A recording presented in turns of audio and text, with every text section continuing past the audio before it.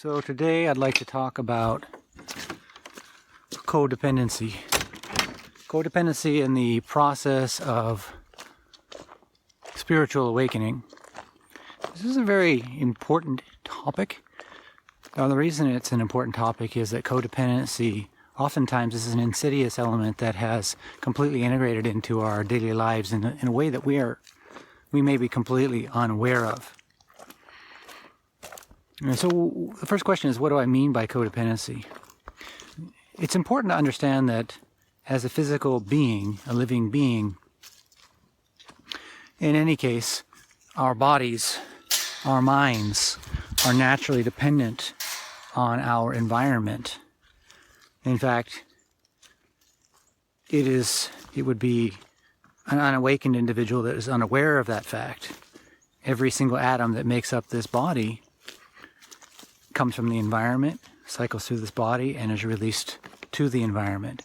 Which is to say, essentially human beings, all animals, all plants, in fact the entire universe is a fountain, essentially a fountain of molecules or atoms, which are in themselves aware at a level that science has yet to recognize. I don't mean aware in the way that a human being is aware. I don't mean aware in the sense of a personal identity, but have the fundamental element of perception without the types of senses that we have. In any case, once the molecular structure builds and the organisms develop, what we find is that we take on specific individual identity. Specific individual identity is what allows us to function in the world, to function in a social situation. I need the identity of Richard. This body needs to be recognized by other individuals in order for us to interact. And because of human beings, we don't have claws and teeth, we don't have the fur and all of the means by which, say, a mountain lion could get by without socializing much. We are highly dependent upon our capacity to socialize, which means our ability to interact with other individuals. A human being, we can't just easily walk out into the forest, run down an animal, kill it and eat it. And, while I'm talking here, we got a nice mushroom. I wonder if you can see that. And so they're coming up this time. We're now in the beginning of October. The forest is becoming ripe with the smell of fungus, mushrooms coming up through the moisture of the area. Beautiful. Collected some great chanterelles this morning. In fact, I might just take us over just so I can show you a chanterelle. Chanterelles are choice edible mushrooms. Really, really delicious, and they command a high price on the market. And we've got some of them that generally come up in this area, but I digress. As I walk over there, I'll continue. So essentially our psychology, the human being psychology, is dependent upon other individuals, and such that our interactions with other people can provide a correcting element in our lives when our ideas are wrong, when our actions, our behaviors are wrong. Hopefully we'll have honest people around us who are willing to be forthcoming and let us know when we've gone amiss, when we've behaved in an antisocial way. Unfortunately, however, we can develop what is called a codependency, which means our identity is our sense of well-being, our sense of value, of who we are, becomes dependent on other people's opinions of us, on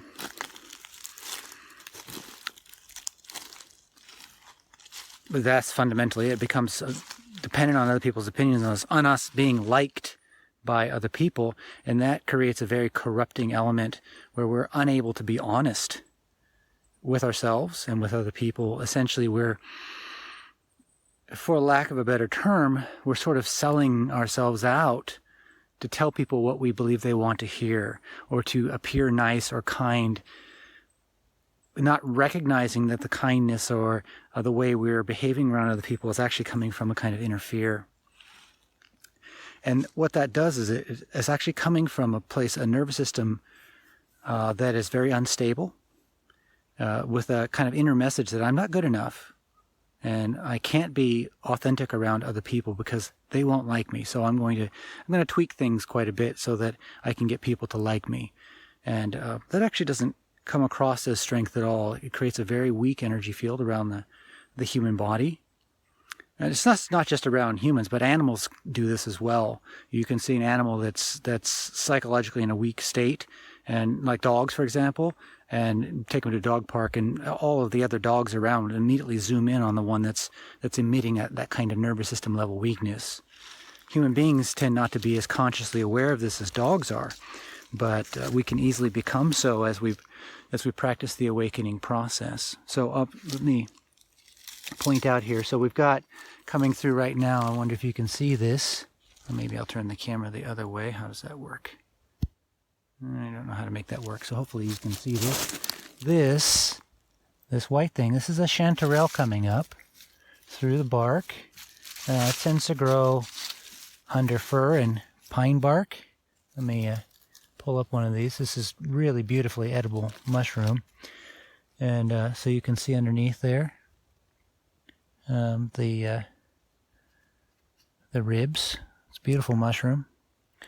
And here you can see the filaments in the soil, I wonder. But so back to this. This will be a nice, there's a whole bunch. I wonder if you can see them. There's a whole bunch in the soil. There's a big one over here. Hopefully that came through. Coming up right now. These don't come up so visibly. Oh boy, there's a whole bunch around here every year. But boy, they're scrumptious when they do, and I happened to come across that this morning. And so back to codependency. When our sense of self is dependent on other people liking us, then we quite naturally cannot be ourselves. We're going to try to present ourselves in a way that we feel other people will like, which prevents authenticity. And the lack of authenticity creates a nervous system that feels very unstable, and it's very, very noisy. And that very, very noisy nervous system prevents the information from the subconscious mind, messages that are trying to get through, corrective elements, from emerging in a way that we can understand them. And this creates a lot of anxiety within the individual. And this anxiety is going to lead us astray. It's going to create urges and compulsions within the individual that would otherwise not be there, certainly not to the extent that they are. They're going to lead us towards foods that are not necessarily healthy for us, lead us into relationships that are not necessarily healthy for us or for the other person. And fundamentally, what's happening on a planetary level is that this is where people are, for the most part. And so what is required for awakening is actually first acknowledging the degree to which we've created codependent relationships. And created is not exactly a word that fits it precisely, because it's sort of happening unconsciously. So to call it creating is maybe not exactly the right word, but if we're going to move forward, we need to take the position that, at least from this moment forward, there's the deer that just ran off in the distance. I don't think it's too shady over there. The camera won't pick it up, but my loud voice is alerted the wildlife. We're here on my property, and it's quite a nice, lovely day. We're about to walk out into a meadow here in southern Oregon.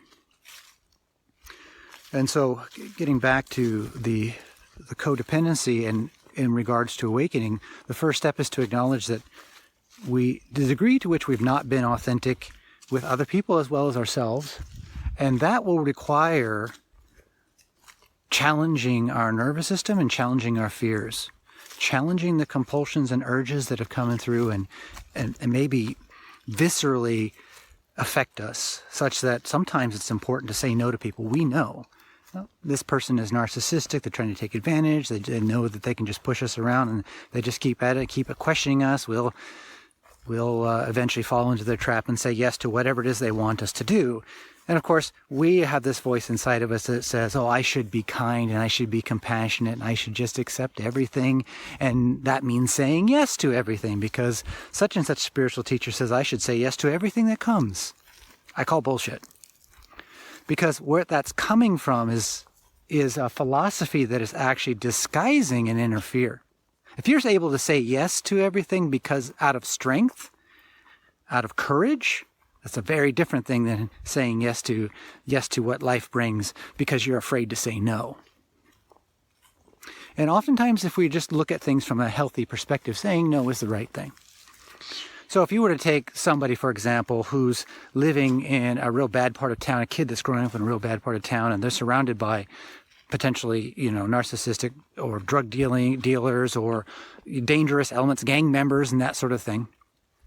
And you were to say to them that they should say yes to everything, which is the message that is being put out there. What's going to happen is they're going to be in prison pretty rapidly.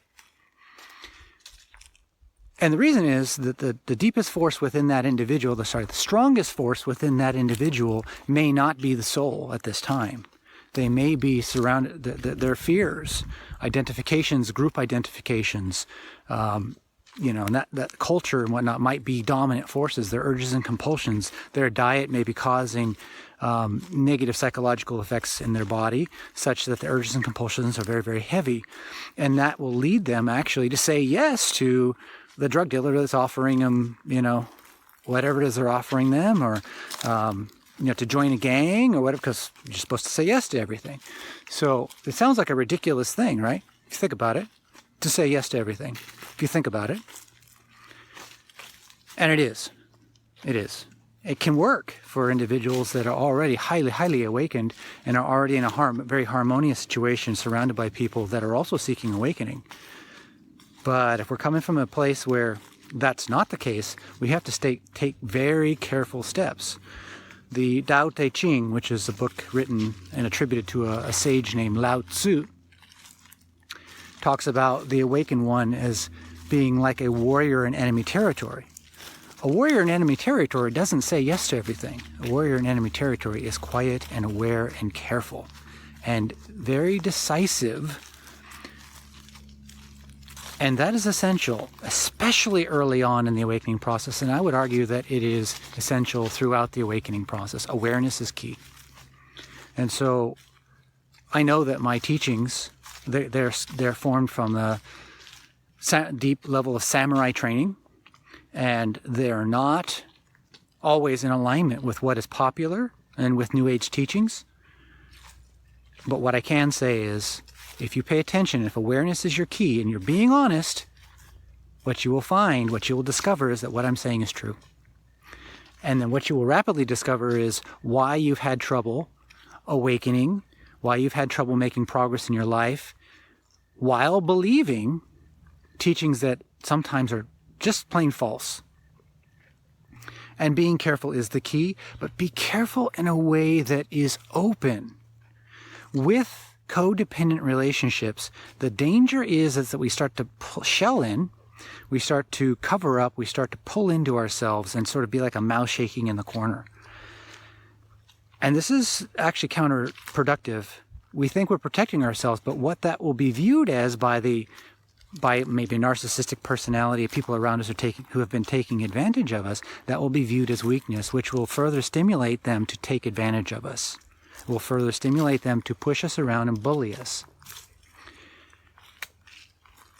And it's important to recognize that fact. So it isn't shelling up that's going, and nor is it necessarily becoming offensive, isn't the solution. The solution is to start to relax more, to start to respond less reactively, to take a breath, relax more, to stand straight, to open up the chest. To allow your being to expand, actually, in a way, and not to contract. See, there's a lot of teachings, especially New Age teachings, that say if you open up to the universe, you're allowing in all these evil elements. But the reality is, what enters in because we have an element within, an unconscious element within, that is attractive. It's like the bully when they're walking through the crowds, they're looking for, the wolf is a perfect example. A wolf is looking for an injured animal or an animal that has a health issue. They're following the scent. They can smell within the footsteps of the deer or whatever it is they're tracking. They can smell what the immune system is emitting. And if they smell weakness, if they smell disease, if they see the movement and the movement's off, they zone in on that. They zone in on the weakness, and that becomes the prey. And so if you're shelling off, you're trying to, quote unquote, protect yourself by closing off, that actually is viewed by the nervous system at a subconscious level as weakness, not strength. Tension is not viewed as strength, it's viewed as weakness. Relaxation, aware relaxation, is viewed as strength by the nervous system. This is oftentimes at a level that most people are entirely unaware of, that animals are much, much more quick, much more responsive to than human beings are. And so sometimes the people that are leaders in society actually are emitting a very weak energy field. As far as animals are concerned, human beings get caught up in what the people are saying and not paying attention to the body language so much. And so oftentimes we fall, because we're so disconnected from nature, we're so disconnected from our nervous system, we allow ourselves to be led by people that aren't actually leaders. And so this brings us back to the codependency situation. To overcome codependency, the first step is to start to become more aware of the nervous system. And so anyway, going back to it, the key is awareness. Codependency its basis is in a lack of awareness of what the nervous system is feeling, what the nervous system is communicating, and then the narratives that we have on top of it, the idea that I'm not good enough, or I need to appeal to this person or that person, and I need to change this or that to appeal to this person or that person, to be liked. And essentially what's happening is we have a doubt of our self-worth. Even more fundamentally, we're measuring our self-worth. So some people, typically people that tend to be a little bit more narcissistic than the average, everybody's got some level of narcissism. It's important to recognize that. Narcissism being this idea of, incidentally, high self-esteem. One of the most destructive concepts there is. Self-esteem means the measurement of your value. And the fundamental illusion that human beings suffer from that creates codependent relationships, both from the dominant side and the submissive side, as well as most of the suffering and disharmony in our lives, is in self-measurement. Whether we measure up high on the scale of the human... we've got... what's this? Sorry, I wonder if you can see that. Pardon me. And we got something come up here. Oh, this is a puffball mushroom. Another one coming up right here. It's coming up on the driveway. I wonder if you can see those. Pardon me. A lot of mushrooms that have been tipped over by the deer and chewed on. They won't go for those powder puffs usually. Some of the powder puffs, like there's a white powder puff that grows here. Is a large one that I don't see right now. But when it's got white flesh inside, it's really, really tasty. But this Chanterelle, you really can't. It's hard to beat this as far as flavor goes. So back to codependency. I hope I haven't lost you in this conversation. I'm just enjoying this beautiful day and beautiful walk. But awareness really is the key.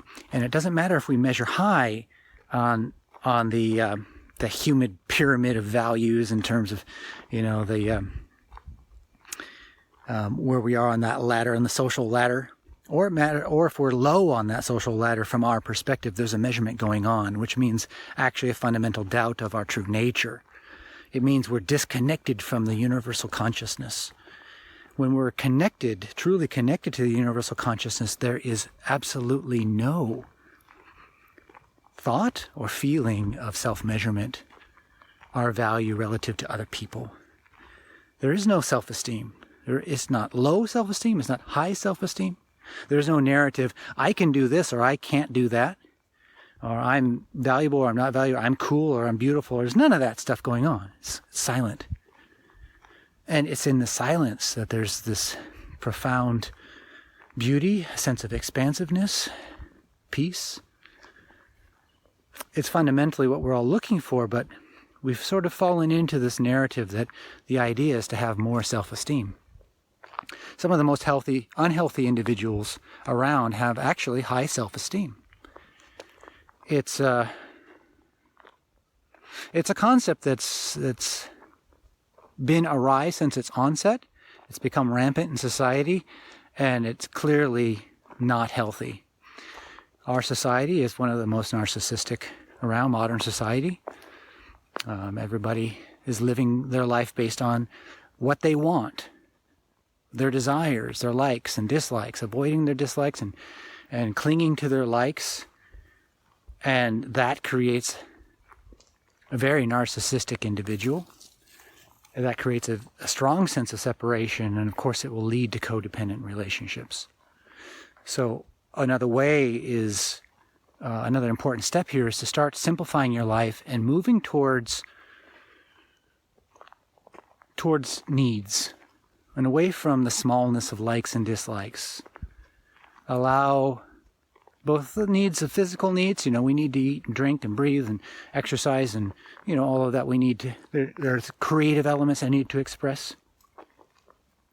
The needs of the soul that come through, inspirations that need to express, these are needs.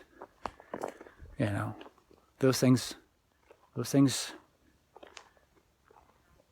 lead to awakening.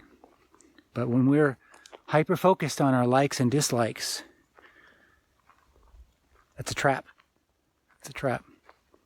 So to summarize, awareness is the key. Got a hair running around.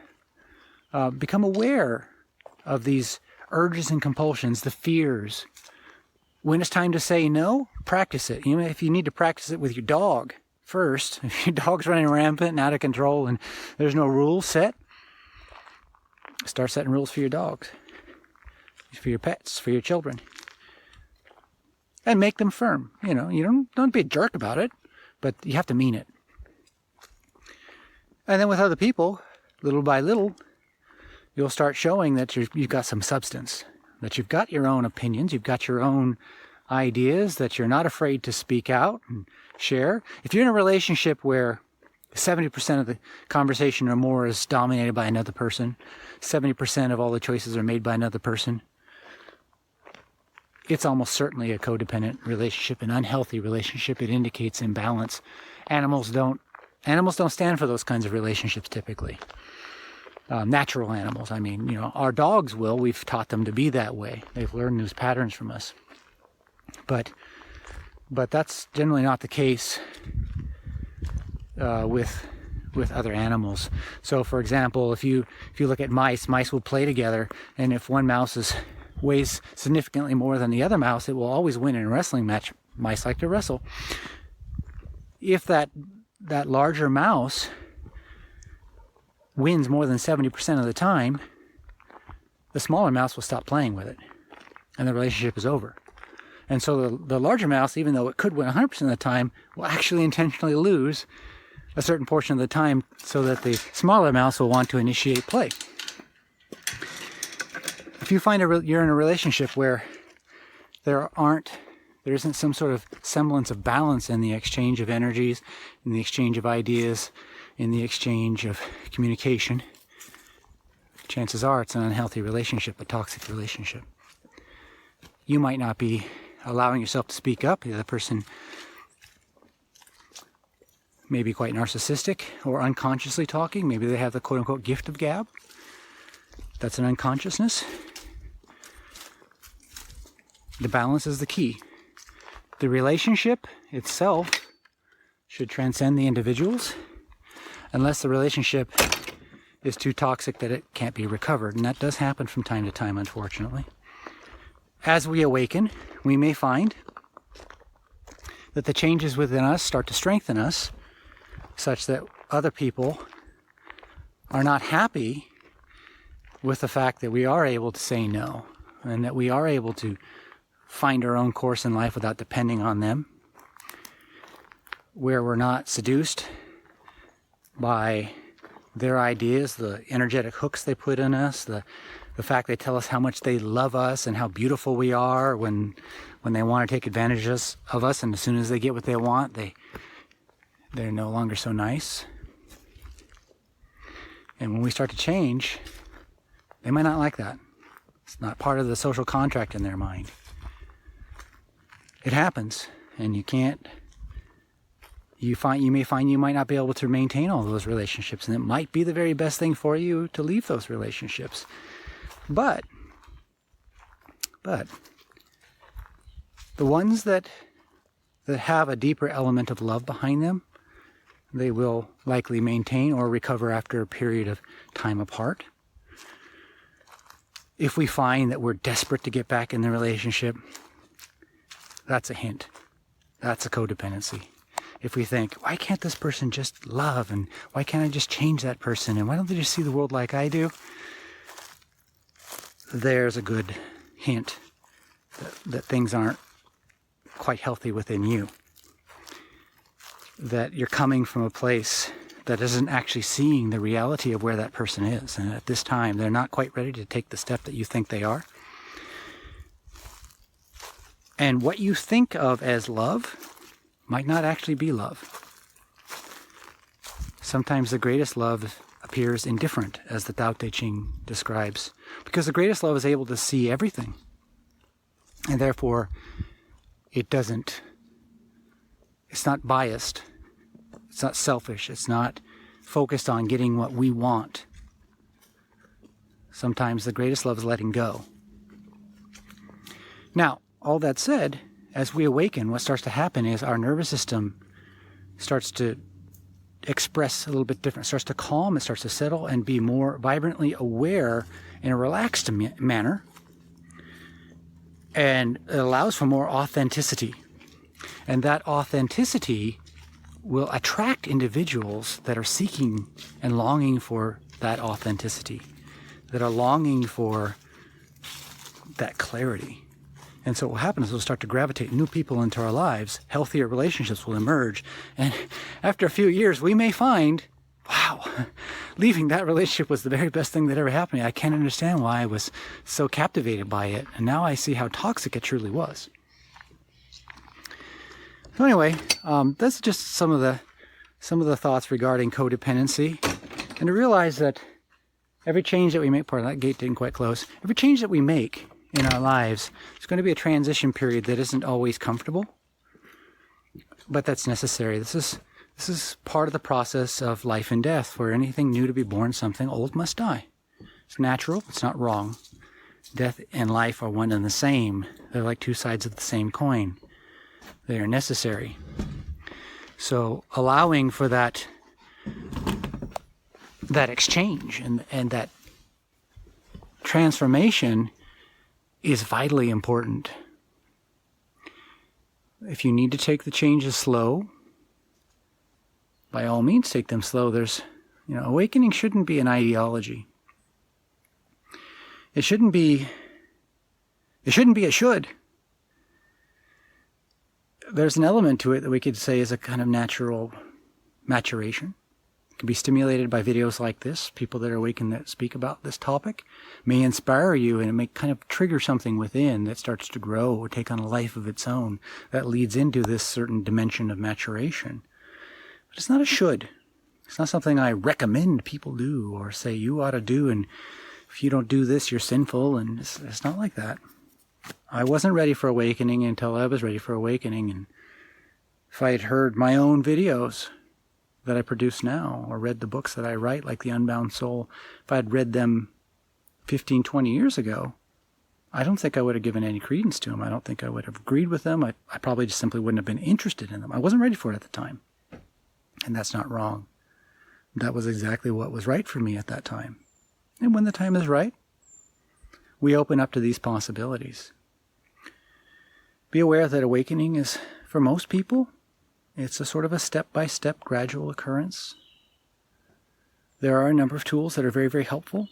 In my case, something that I advise for many, many people is to make use of tools of awakening that are less conditioned, that are really about awareness. Meditation is a really, really excellent tool for the awakening process, especially meditations that engender awakening in daily active life, not just the ones that are passive, not the ones that are just about relaxing, but the ones that are about relaxing into a broader awareness, an expansion of being, an openness that the nervous system will resonate with and will create a feeling of integrity, integration, that will start to open a window between the conscious and subconscious mind and allow for digestion of old content that needs to be resolved. The meditation that I use is one that I learned through advanced samurai training. It's something that I teach now so that other people don't have to go through the 20 years of martial training that I went through under the few sensei in Japan who are at the level to be able to pass on what it is that I received. And we're talking 1 in a billion people that would even have access to that kind of training. So I now teach a meditation that gives that directly without having to learn the sword and the jujitsu and all of the other intensive skills and that go along with that, and make that available to the general public. So if you'd like to learn that meditation, be exposed to it, I'm offering a free trial. If you go to my website, www.richardlhaight.com, HAIGHT.com, you'll see a tab that's Samurai Meditation at the top. Go ahead and click on that, and you'll find that you get a free 10-day trial, and it will illuminate your life. In that first 10 days, you're going to learn the basic steps of the meditation and start to acclimate to it. But this is the best kept secret in cognitive enhancement and spiritual awakening and personal development in the world. There's just simply nothing like it. There is no other form of meditation that comes near it in terms of how it can integrate with your daily life. And I highly recommend you give it a try. Most forms of meditation are born of a religious or cultural background, usually India. This is not. This is purely a meditation that allowed the samurai at elite levels to function on the battlefield under the highest pressure and be completely present and relaxed and aware in an instant. It's not something that every samurai was ever exposed to. It's just the elite of the elite of the elite would have had access to this training. And I'm very blessed to have been welcomed into that community. And now it's my job to pass this on to the rest of the world. As far as I'm concerned, 7 billion people on the planet, I want to share this with everyone. If everybody could experience this one time, at least they'd know if they're ready for it or not. Give it a try. Hope to see you there.